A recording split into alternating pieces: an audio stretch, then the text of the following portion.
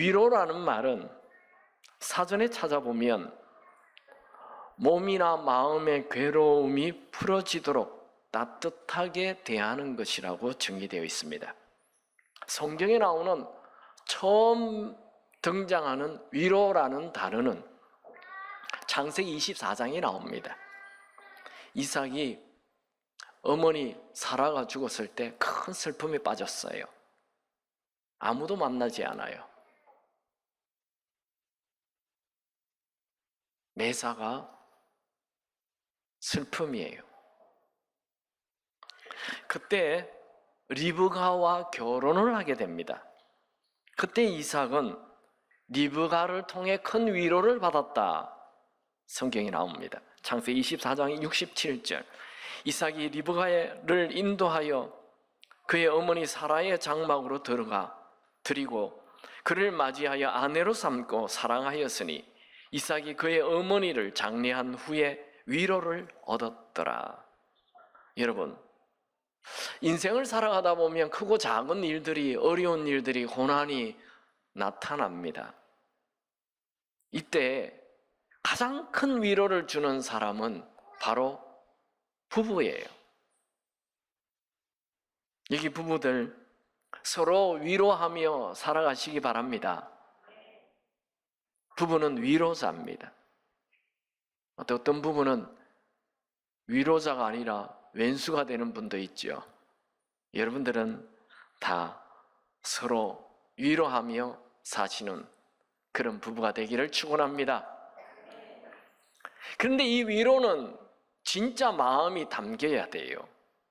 겉으로 대충 형식적으로 위로는 위로가 안 됩니다. 사람은 다 압니다. 영적인 존재이기 때문에. 창세기 37장에 보면 요셉의 형들이 요셉을 애굽의 노예로 팔아버리고 요셉의 옷을 벗겨서 거기다가 짐승에 피를 바르고 아버지 야곱에게 갖다 주었죠. 그랬더니 아버지 야곱이 큰 슬픔에 빠집니다. 내 아들, 내 아들아 하며 울죠. 내 아들 요셉이 죽었구나. 그때 이 형들이 가짜 위로하죠. 아버지 울지 마세요 하면서 가짜 위로했더니 지금 이 야곱은 정말 자기 아들이 죽은 줄 알았어요. 짐승에 물려 죽은 줄 알았어요. 그런데도 이 형들이 위로했지만 위로가 안 돼요. 이 형들이 팔았다는 걸 몰라요. 그런데도 위로가 안 되는 거예요. 사람은 영적인 존재이기 때문에 가짜 위로는 위로가 되지 않습니다. 성경에 이렇게 나와 있어요. 창세기 37장 35절. 그의 모든 자녀가 위로하되 그가 그 위로를 받지 아니하여, 여기에 그는 바로 야곱을 얘기합니다. 이르되 내가 슬퍼하며 소홀히 내려가 아들에게로 가리라. 이 아들 요셉에게 말합니다. 그의 아버지가 그를 위하여 울었더라. 여러분, 성경에는 많은 위로가 나옵니다. 창세기 50장에 보면 요셉의 형들이 이제 아버지 야곱이 죽었을 때 두려워해요. 요셉이 지금 애굽의 총리인데 우리 아버지가 살아있을 때는 아버지 눈치를 보고 우리 형제들에게 잘해주었는데 이제는 아버지가 죽었으니 우리를 해칠지 모르겠다. 이렇게 두려워하면서 와서 용서해달라고 얘기해요. 그때 요셉이 울어요.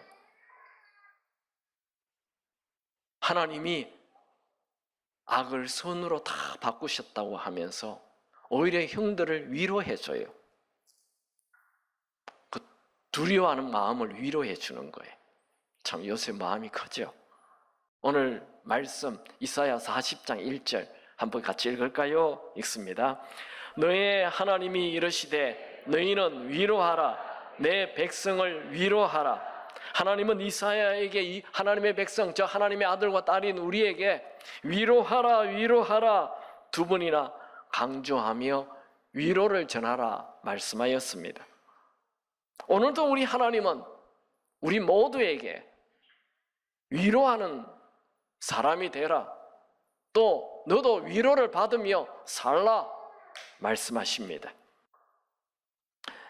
우리는 지금 이사야 40장을 보고 있는데 이사야 40장은 아주 재미있는 구도 안에 있습니다. 총 이사야는 66장으로 되어 있습니다.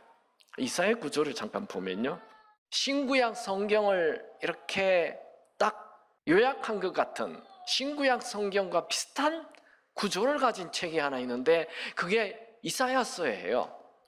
여러분, 신구약 성경이 총 몇 권이죠?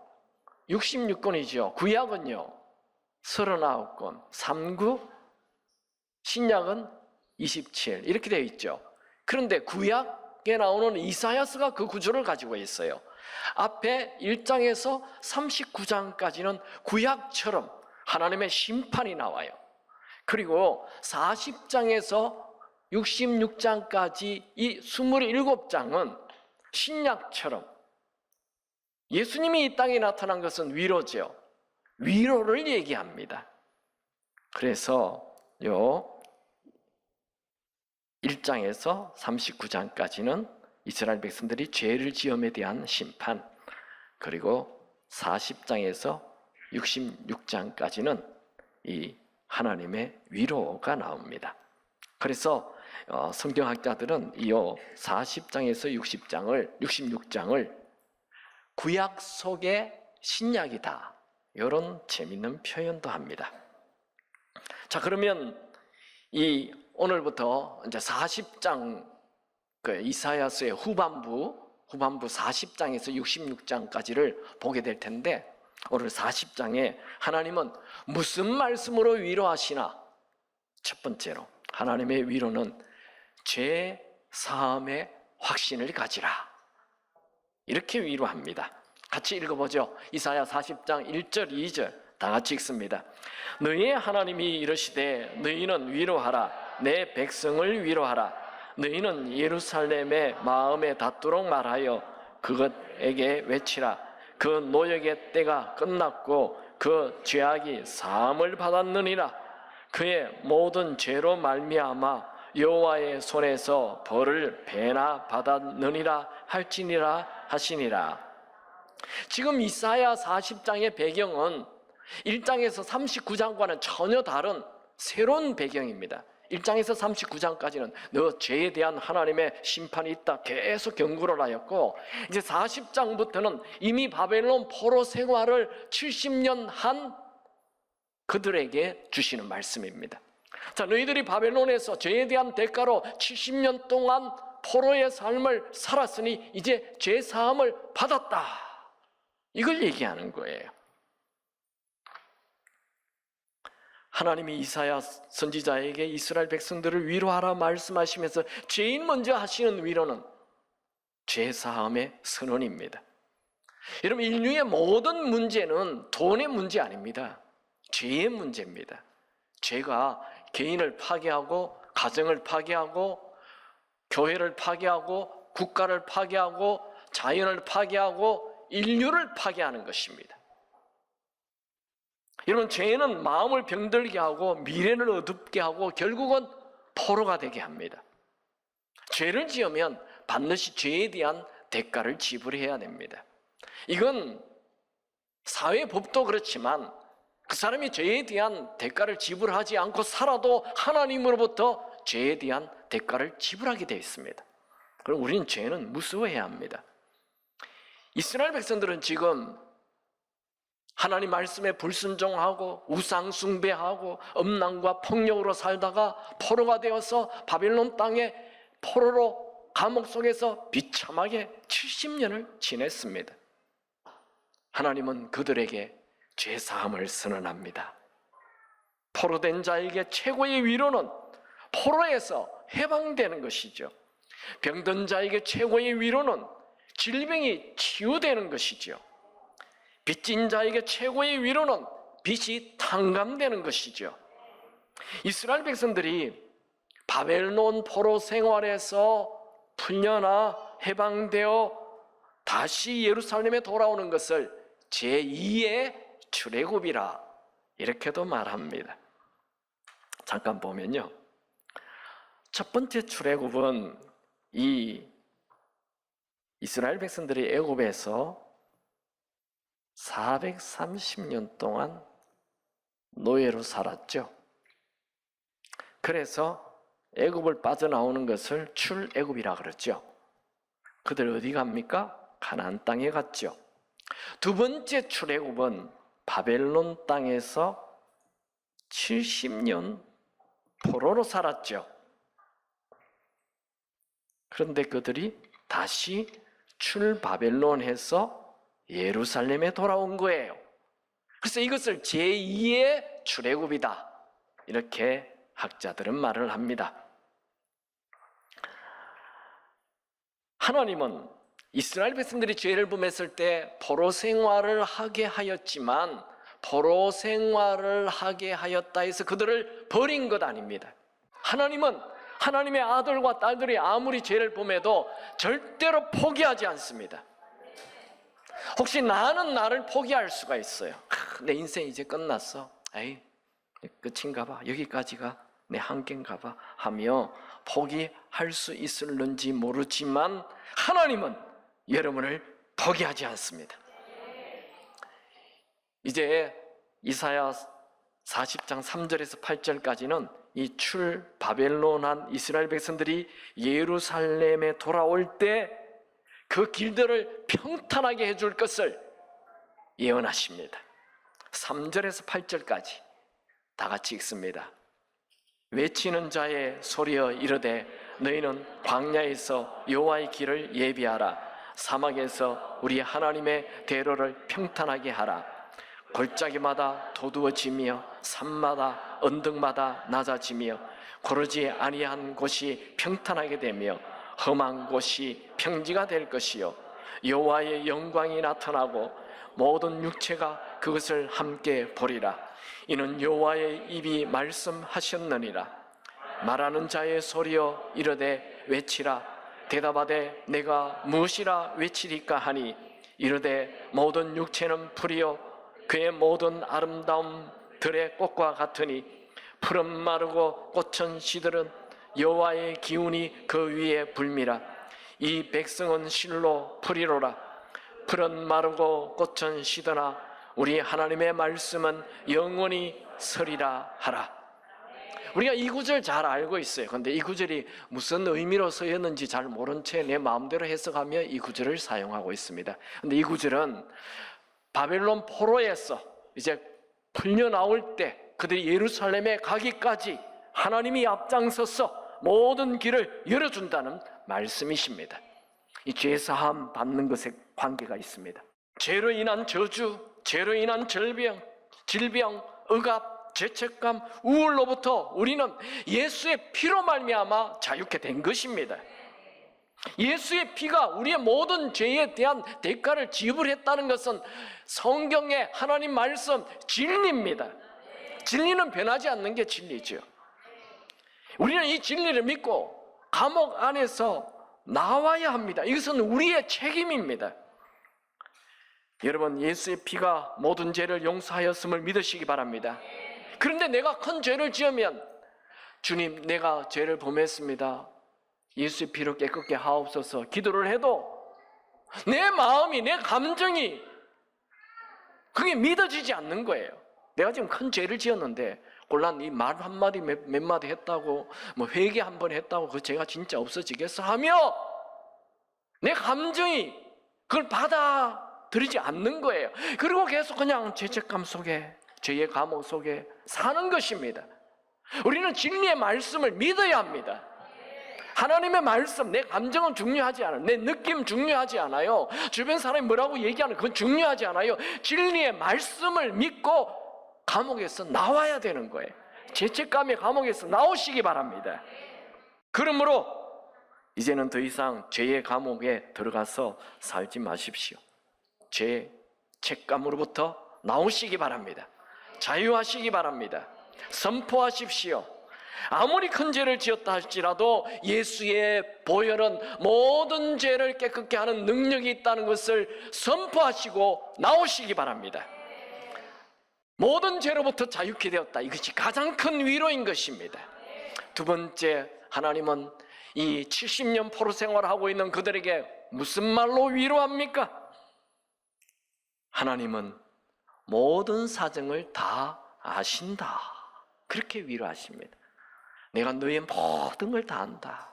너의 이름도 알고 너의 모든 고난도 다 아신다. 굉장한 위로가 됩니다. 70년 동안 포로 생활한 그들에게 이제 감옥에서 풀려나 예루살렘으로 돌아가야 한다라고 말하였지만 그들은 믿을 수가 없었습니다. 그들에게는 뛰어난 군대가 없습니다. 그들에게는 그들을 도와주는 어떤 나라도 없습니다. 그냥 70년 포로 생활에 지친 자들이고 자기 스스로 봐도 무가치한 존재로 여겨집니다. 쓸모없는 자로 여기며 누가 나를 기억하겠느냐, 누가 내 이름조차 알겠어 하며 그들은 철저히 무너져 있습니다. 그들은 내일에 대한 아무런 소망이 없습니다.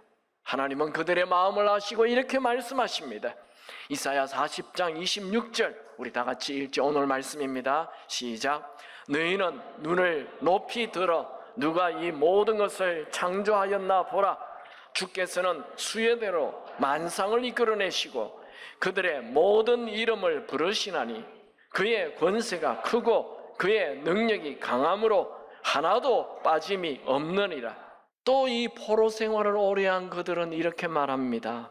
하나님이 나의 어려움은 모를 거야. 내 포로 생활이 얼마나 어려운지 하나님은 내가 70년 기도했는데 응답하지 않았지 않느냐 하며 그들은 자신의 신세를 한탄합니다. 그들의 말에 하나님이 대답하십니다. 이사야 40장 27절 우리가 조금 전에 26절을 읽었는데 27절 우리 한글 성경이 조금 어렵게 번역이 되어서 제가 쉬운 성경으로 읽어보겠습니다. 이스라엘 백성아 어찌하여 말하기를 여호와께서는 나의 어려움을 모르고 계신다. 내 하나님께서는 나의 간절한 부르짖음으로 무시하신다라고 하느냐? 여러분, 하나님은 우리의 모든 생각 다 아십니다. 다윗은 시편 139편에서 이렇게 말했죠. 주께서 내가 안고 일었음을 아시고 멀리서도 나의 생각을 밝히 아시오며 나의 모든 길과 내가 눕는 것을 살펴보셨으므로 나의 모든 행위를 익히 아시오니. 하나님은 우리 생각 다 아세요. 여러분이 지금 뭘 아파하는지 뭘 고통스러워하는지 다 아십니다. 세 번째, 그렇게 긴 감옥 속에 있는 그들에게 하나님이 무엇이라고 위로하십니까? 세 번째는 하나님을 바라보면 다시 날아오른다라는 희망을 주시는 것입니다. 이스라엘 백성들은 바빌론의 포로로 끌려가서 70년의 포로 생활을 하였죠. 만약에 그 사람이 1살 때 끌려갔다면 지금 70살이 되었습니다. 20살 때 끌려갔다면 지금 90살이 되었습니다. 그러니 그들에게는 비전도 없고 열정도 없고 모든 것을 다 포기했습니다. 이사야 40장 27절에서 31절에는 피곤이라는 단어가 4번 나오고 곤비라는 단어가 3번 나옵니다. 이 곤비하다라는 건 우리가 잘 쓰는 표현이 아닙니다. 이 곤비라는 단어는 피곤에 지쳐가지고 아무것도 할 수 없는 기력이 하나도 없는 상태를 곤비라고 말합니다. 몹시 지쳤다는 거죠. 29절에 하나님은 피곤하지 않으시고 오히려 피곤하고 지친 자에게 능력을 하나님은 주신다. 29절에 말하고 30절에 하나님은 긴 포로 생활하는 아무 소망도 없이 살아가는 그들에게 날아오를 수 있는 방법을 말합니다. 이제 31절, 우리 31절은 너무나 유명한 말씀이어서 잘 아는 말씀이죠. 같이 읽습니다. 오직 여호와를 앙망하는 자는 새 힘을 얻으리니 독수리가 날개치며 올라감 같을 것이요 다른 박질하여도 곤비하지 아니하겠고 걸어가도 피곤하지 아니하리로다. 우리 이 구절을 많이 암송하고 있는데 이 구절이 왜 나왔는지 알아야 돼요. 하나님께서 지금 그 70년 포로 생활한 그들에게 위로의 말을 하는 거예요. 위로의 말로 하나님을 바라보면 앙망하면 새 힘을 얻는다는 거예요. 여러분, 지금 70년 포로 생활한 그들에게는 아무런 내일에 대한 희망이 없습니다. 희망이 없는 사람에게 희망을 준다는 것은 굉장한 위로입니다. 걷지 못하는 사람에게 걸을 수 있게 해주는 것, 이 최고의 위로죠. 피곤한 자에게 높이 날아오를 수 있는 힘을 주는 것, 큰 위로이며 희망입니다. 악망은 히브리 말로 카바라는 말인데, 이것은 희망을 가지고 기다리는 것을 악망이라 그래요. 악망이라는 것은 하나님을 바라보고 하나님께 집중하는 것을 말합니다. 하나님은 하나님을 바라보고 기다리는 자에게는 새 힘을 주십니다. 그것은 그 사람의 힘이 아닙니다. 하나님이 주시는 힘을 말합니다. 우리 성경에는 독수리가 날개치며 올라감으로 번역이 되어 있지만 성경 원어에는 이 치며라는 단어가 없어요. 그러니까 독수리가 날개를 펴기만 하면 저절로 날게 된다는 말이에요. 어떻게 독수리가 날개를 폈는데 저절로 날게 됩니까? 상승 기류에 날개를 편 거예요.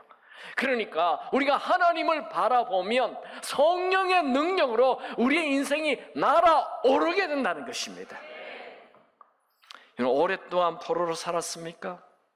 내 형편 바라보지 말고 하나님을 바라보고 기대하십시오. 우리 하나님은 우리의 모든 환경보다 훨씬 크신 분이십니다. 오랫동안 질병으로 고생하고 있습니까? 질병 바라보지 말고 하나님을 바라보시기 바랍니다. 여러분, 내 형편을 바라보면 우리는 절망할 수밖에 없지만 하나님을 바라보면 희망을 가지게 됩니다. 한번 따라합시다. 나를 바라보면 절망하게 되고 하나님을 바라보면 희망을 가지게 된다. 하나님은 70년 포로로 살아가는 그들을 어떻게 위로합니까? 첫 번째로 죄사함의 확신을 주었습니다. 여러분, 이것은 하나님만 할 수 있는 거예요. 누가 내가 지은 죄를 용서해 줄 수 있습니까? 판사가 용서해 주는 게 아니에요. 여러분, 사람은 죄를 지으면 죄책감에 빠져 살아요.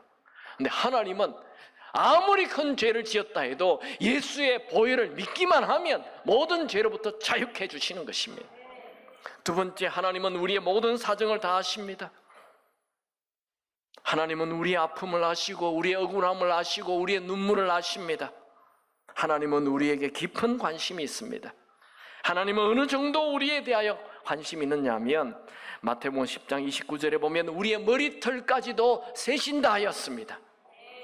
누가 우리의 머리카락을 세겠어요? 나도 내 머리카락을 세지 않아요.